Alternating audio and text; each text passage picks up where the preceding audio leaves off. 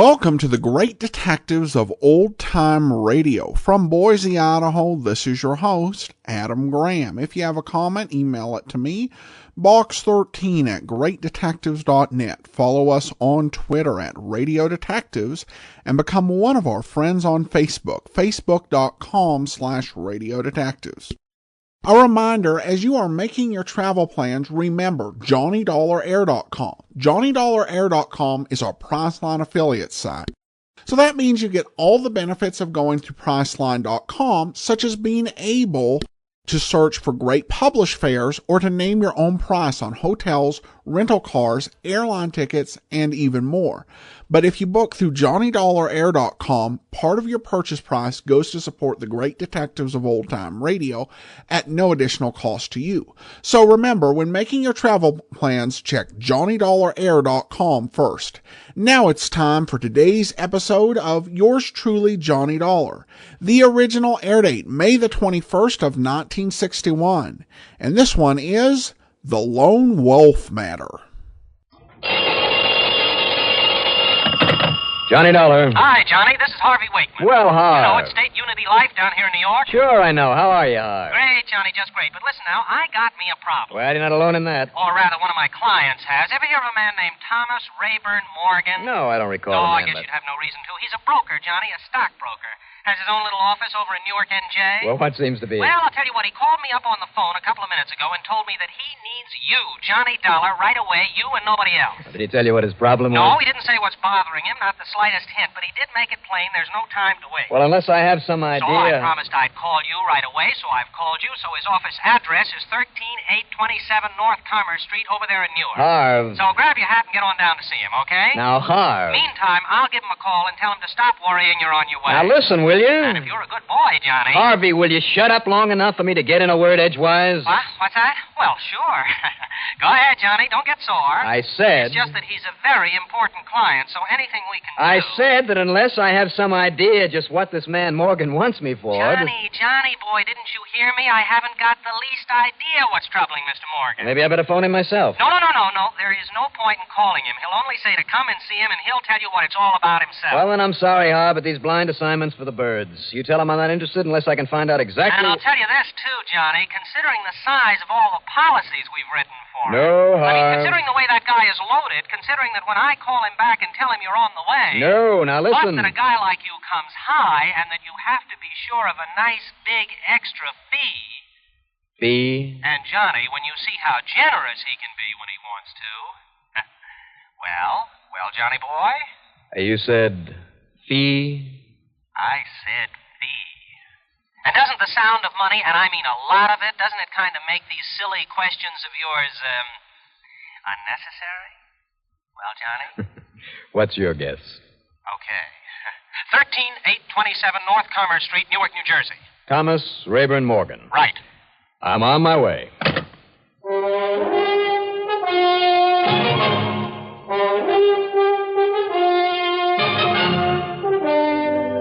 The CBS Radio Network brings you Bob Reddick in the exciting adventures of the man with the action-packed expense account, America's fabulous freelance insurance investigator. Yours truly, Johnny Dollar.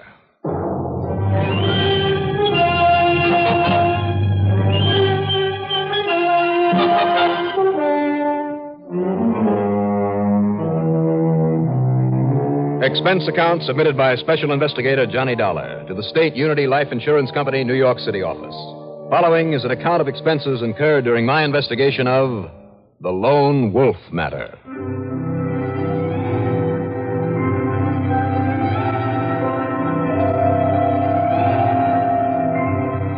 Expense account item 1.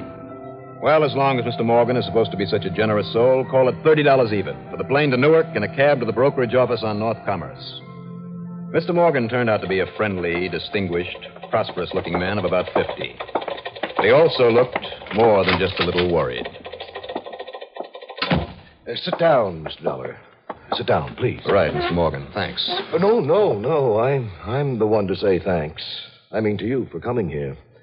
Strictly speaking, this is not an insurance matter, but to tell you the truth, you're the only one I know of who might be able to help me in this situation. Why is that, sir? Well, I mean, help me with a proper regard for its confidential aspects. You see, I haven't dared to contact the police about this matter, not even the authorities down there in Philadelphia. Why Philadelphia? Well, that's where the letter came from. What letter is that, Mr. Morgan? You see, if the facts were to become public knowledge, well, it could mean only one thing. Complete and utter ruin. Not only for me, I don't care about that, but for my family, my wife, and 2 splendid young sons. I suppose you tell me what it's all about, sir. But I must be sure, absolutely sure, that I can depend on you to keep this completely confidential. Believe me, I'll pay you well for it, very well. Just go ahead, sir. All right. Here, read it for yourself. Okay. Dear Thomas, or should I say Danny Fairland? Danny Fairland? That was a name that I used when I was younger, and but read on, please. All right. You may be surprised to hear from me after all this time. That doesn't mean I haven't kept myself well informed about you. Ever since that day some years ago, when our little investment scheme took a sizable sum of money from a handful of gullible suckers. You've done well, Thomas. I'm sure your share of the money is what started you so nicely in your present business. Is that true, Mr. Morgan? Just read on, please. All right. However, I was somewhat less fortunate, and especially recently things have gone very badly for me. But I am certain you will be only too glad to help me out, let us say for the sake of our old friendship. And because so far I have never revealed the details of our illicit enterprise to the authorities or anyone else. After all, I fully realize that such a revelation, just what such a revelation might do to you, my friend, to your business, and of course, your nice family. Now, in view of your being in a position to help me, what I suggest you do is this. Make a couple of withdrawals from your bank account in cash until you have, say, $10,000 on hand. For a man of your means, this shouldn't be too difficult, nor take very long. I'll contact you as to where and when you may deliver this money to me. It's out and out blackmail. Read on, sir. One other thing, being a man of conscience and having been always afraid that sometime I might die without opportunity to get a crime off my conscience, I have carefully written it out in all detail, including, of course, your part in it. I have given this to a friend in a sealed envelope. Needless to say, should anything happen to me, any trouble of any kind, this friend would immediately turn it over to the newspapers. Do you see? Thomas, I shall call you shortly. There at your office. Rather than needlessly bother your fine family. Your old friend, H.B.W. That's very neat, Mr. Morgan. Neat, Mr. Dollar. And just who is H.B.W.? His name is Henry B. Wolfe. And this crime he talks about? A most reprehensible stock swindle. But I was young and inexperienced when he proposed it to me. It simply looked to me like an easy way to accumulate money enough to start this business. And I thought without hurting anyone. But it was wrong, and we took thousands from innocent people. Then aren't your skirts just as dirty as his, Mr. Morgan? Well, no, not quite, Mr. Dollar. Well, I mean, except for this blackmail bit. No. Because at the time, I kept a list of all the people we'd defrauded. And then later, anonymously, I paid them all back with considerable interest. Why anonymously? Oh, good heavens, man, don't you see? If what I'd done would have become known, don't you see what it would do to this stock brokerage business of mine? It would ruin me. And far more important, though, it would needlessly hurt my wife, my family. It kind of looks as though he has you over a barrel, doesn't it? This man Wolfe has nothing to lose, and you have plenty, and he knows it. What can I do, Mr. Dollar? What can you do? You know something, Mr. Morgan? Yes? That's a good question.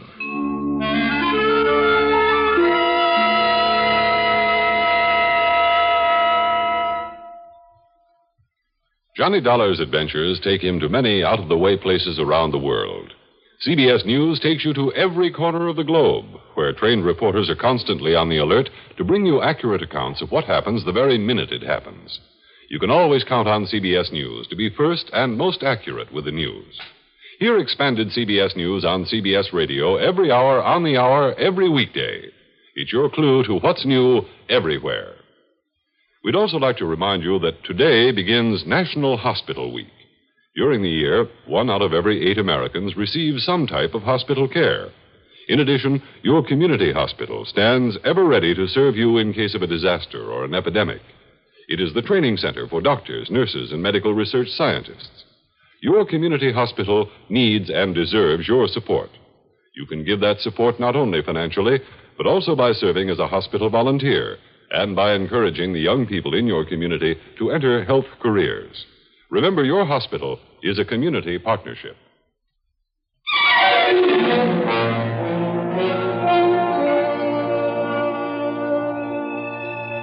Morgan convinced me that he was telling the truth.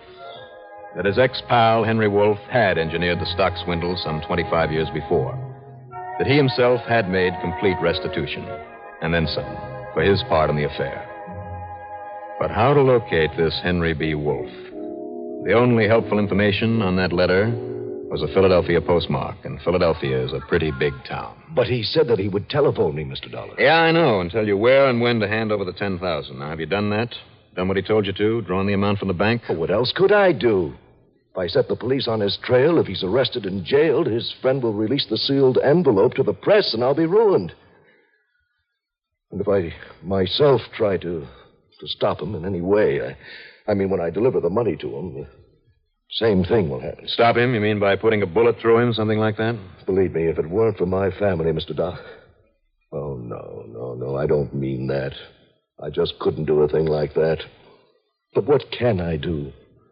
Just pay him off is what it looks like, doesn't it? $10,000? That's right. And when he runs out, another 10,000 and another and another. He'll have the same hold on you in a year, in 10 years that he has right now. Then you must do something to stop him now. And you must do it now. Okay. How's about letting your secretary go out and pick me up a handful of magazines? Magazines, Mr. Dollar? What for? Well, Wolf said that he'd call you here at the office, didn't he? Yes, he did. So right here is where I'm staying. But, Mr. Dollar, Any better ideas?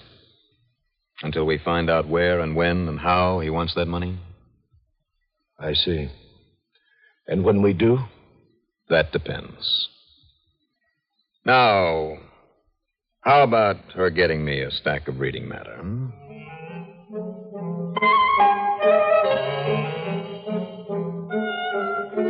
In the 3 days that followed, I plowed through 4 mystery magazines, 3 paperback novels, a lot of back copies of the Wall Street Journal, and all the daily newspapers available, including the funny papers. When Morgan went out to lunch, I went to lunch. When he went home at night to his beautiful place in Upper Montclair, I went along with him. He introduced me to his wife as an old college chum spending a few days in town. But I think Mrs. Morgan kind of wondered why more of our small talk wasn't about the old school tie. She was a lovely woman. I could well understand why Morgan would never want to hurt her. She showed me pictures of the boys. They were good-looking kids, too, both going to Princeton, both doing very well. But then, the afternoon of the 3rd day, there in the office, came the phone call that we'd been waiting for. At a sign from Mr. Morgan, I carefully picked up the extension phone. Hello? Hello? I'm still on, Henry. I heard a clicking noise. Thought you'd hung up.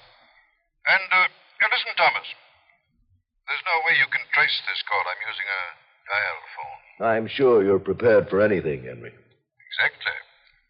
In other words, Thomas, you have no choice but to, shall we say, lend me the money that I need.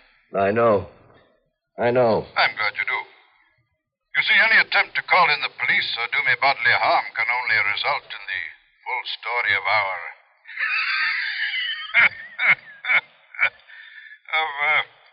your transgressions being released to the newspapers. Yes, you've made that very clear. But now listen. Well? If I do give you this money... But of course you will. You know very well, Thomas, that you can't afford not to. But what guarantee can I have that you won't be back for more? None, Thomas. whatsoever. Well, you dirty, Now, conniving... don't worry, my friend. As long as you make no trouble, I won't be too hard on you. All right. Where do you want it? When? Thomas, I telephoned your wife a few minutes ago. You what? Yes. Henry? I told her I'm an old friend from out of town. Which is quite true, of course. And you told her Oh, now, about... don't be ridiculous, Thomas. I merely told her I'm only here overnight. That I'd like to have dinner with you here in town. Oh. That's all. And you see, that will give you the opportunity to meet me this evening, give the money to me, and nobody will suspect a thing. All right. Where and when? Listen carefully, Thomas. I don't want there to be any chance of a slip-up. Now, here is exactly what I want to do.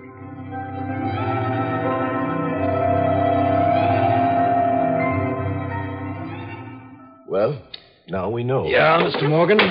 So I'll be leaving you now. Leaving me? But you heard what he's told me to do, to meet him tonight with the money. And if I were you, that's just exactly what I would do. But good heavens, Mr. Dollar. Your pal Wolf is a real clever fellow. And it looks from here as though any interference in this plan of his from anybody can only end up in disaster for you. Well, doesn't it? Yes, of course it does. But you... Well, I thought that somehow you could help me. Just take my advice and be there in Monroe Park tonight and hand over that money to him. So long, Mr. Morgan. No, please, Mr. Dollar. See you sometime.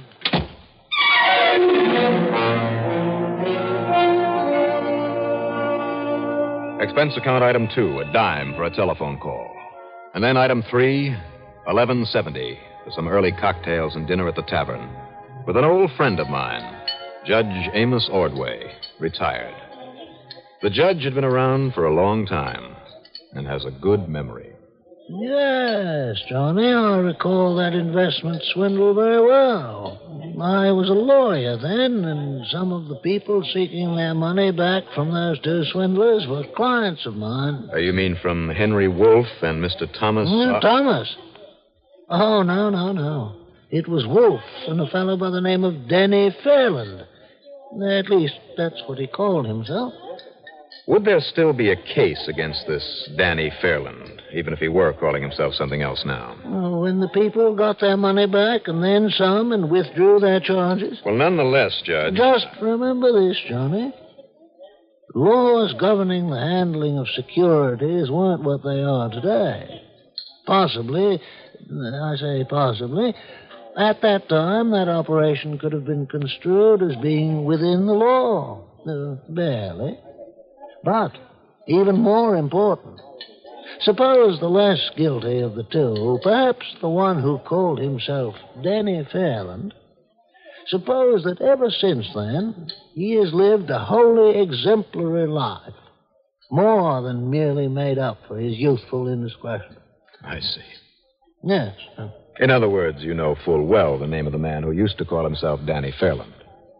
Now, what are you talking about, Johnny? How could I possibly know anything about him now? I see. Well, thanks. Incidentally, though. Yes, sir. If you should happen to need the services of a good, completely dependable stockbroker here in town, may I recommend a man by the name of Thomas R. Morgan? It was after dark by now, but I still had plenty of time. Item 4... $1 even for a cab to the southern edge of Monroe Park. Trying to bribe a certain key from one of the guards about to go off duty wouldn't work.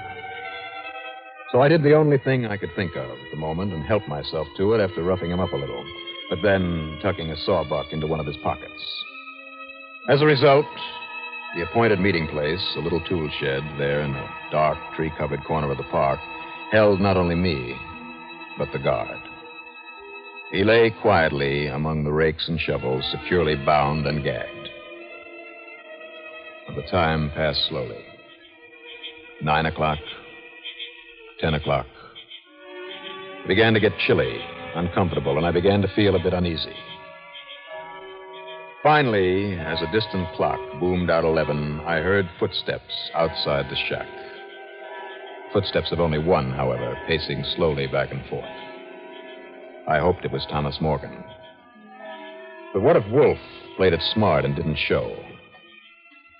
Gently as possible, I opened the door a bit, just a crack. And then I froze because I heard the steps of another man.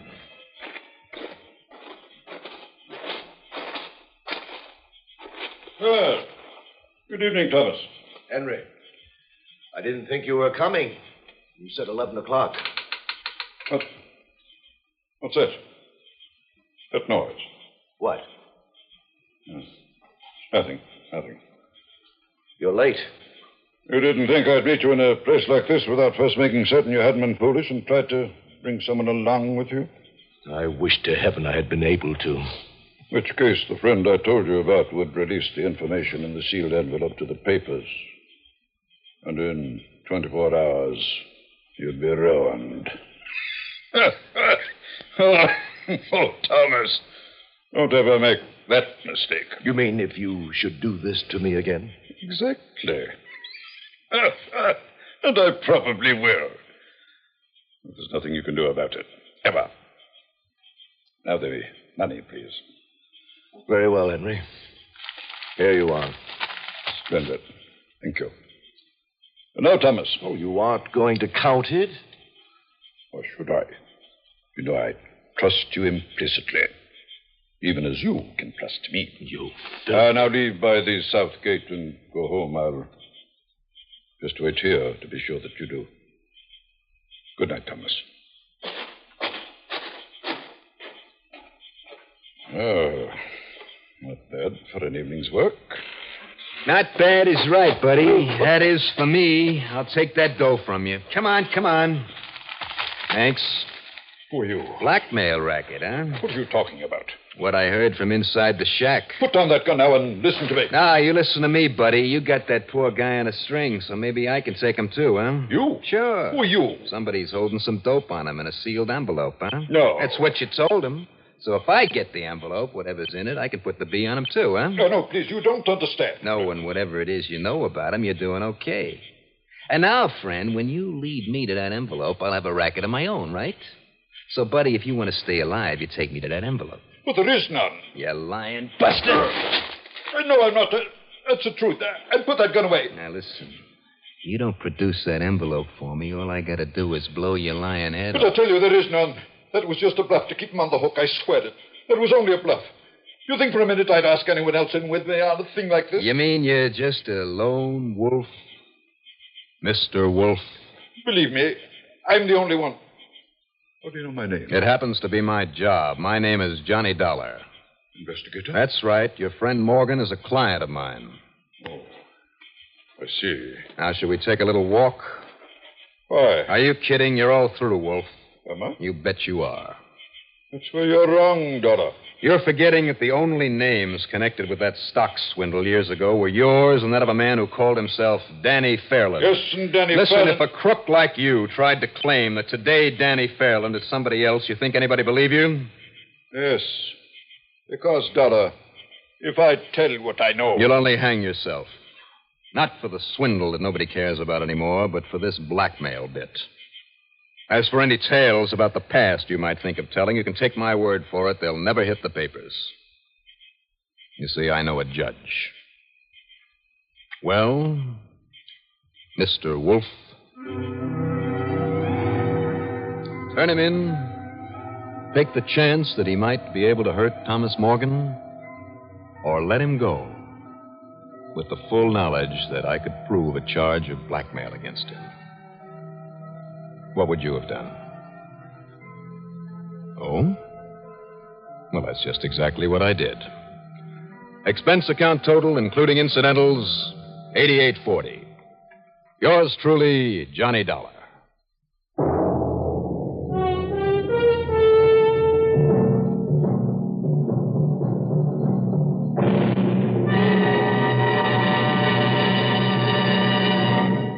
Now, here is our star to tell you about next week's story. Next week, a raging blizzard in the middle of May, and the pure white snow carries the mark of death. Join us, won't you? Yours truly, Johnny Dollar.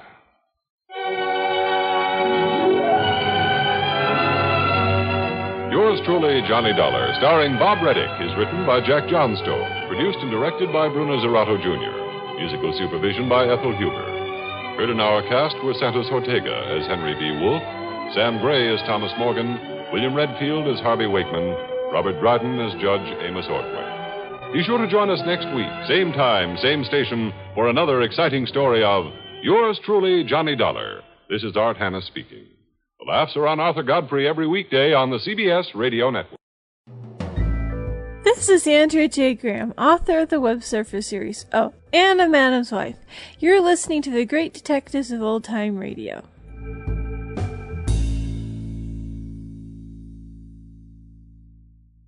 Welcome back. I really love Santos Ortega in this as the villain Wolf. He's really just able to put a lot of creepiness and sliminess into the performance. Makes him a villain that you kind of enjoy not liking. Ortega was a great star of radio in the 1940s. He actually played Nero Wolfe. He also starred in the mystery series The Affairs of Peter Salem. Unfortunately, only fragments of The Affairs of Peter Salem exist, and there's only one episode of the Nero Wolfe series that he was in that's in circulation, and because it doesn't give a cast list, it's not entirely sure that it's an episode he starred in, because he only played Wolfe for half the series. I did like this script. I think it showed a very good and intelligent take on the blackmail issue by Johnny as he deals with this crime, which I don't think Johnny has really done, at least not on this level. It's a very different script, but I enjoyed it thoroughly. All right, well, now we turn to listener comments and feedback. Well, we turn now to listener comments and feedback, and we have feedback from Duffy. Writes, I became a fan of yours truly while listening to your podcast. Over time, I've noticed a distinct drop in the script writing. My best guess is any writer worth his salt had been scooped up by TV. One particular annoyance was the repetitive miscommunication at the beginning of the show where Johnny always seemed to miss the point of the insurance company's call. Johnny was not a good listener, which puts into question his investigative skills. In the early 60s, the show became quite lame, no doubt due to TV's impact. Keep up the good work. Well, thanks so much for the comments, Duffy. I wouldn't say that the show became lame. I think particularly after an episode like this. But I do think that there is a definite decline in script quality. And you pretty much nailed the reason why. The early scripts, particularly the serialized ones, were written by E. Jack Newman and Les Crutchfield, experienced radio writers, both of whom would still go on to have successful careers. E. Jack Newman going on to do Columbo episodes. But the budget began to decline, and Jack Johnstone started having to write nearly all the scripts himself. At least by this time in the 1960s, he's writing all the scripts himself. He's doing writing on suspense. He's producing and directing both shows. And given that, it's kind of a miracle that the show is as good as it is. Johnstone had some weaknesses as a writer, but he also had some strengths in terms of characterization. And he could write a fair bit of humor, though some of it is not quite as funny as he thinks. The miscommunication at the beginning is probably a good example of that. And he can occasionally come up with a decent Ellery Queen style mystery, but sometimes he didn't fully do his research, so his solutions would end up having problems. So, again, there are some flaws here, but these episodes were not produced under ideal circumstances, to say the least. I also had a listener comment on YouTube. I like Johnny Dollar, but Harry Nile is my favorite. Thanks. Well, Harry Nile is a great series. You will not hear it on the Great Detectives of Old Time Radio because of copyright. The episodes that were done on Harry Nile in 1976 and 1977 would actually enter the public domain in 2071 and 2072 respectively, and be available to play in 2072 and 2073. The rest of the series could be played in 2088. If you want to hear them sooner than that, and you should probably check out the new Radio Spirit set with Harry Nile on it, if you are interested in that detective. They do also still have some episodes of that series on the Imagination Theater YouTube channel, and I'd encourage you to check it out. But thanks so much for the comment, Alan, and that will do it for today. Join us back here tomorrow for Dragnet. Next Friday, another episode of yours truly, Johnny Dollar. In the meantime, send your comments to box13@greatdetectives.net. Follow us on Twitter @Radio Detectives and become one of our friends on Facebook, facebook.com/Radio Detectives. From Boise, Idaho, this is your host, Adam Graham, signing off.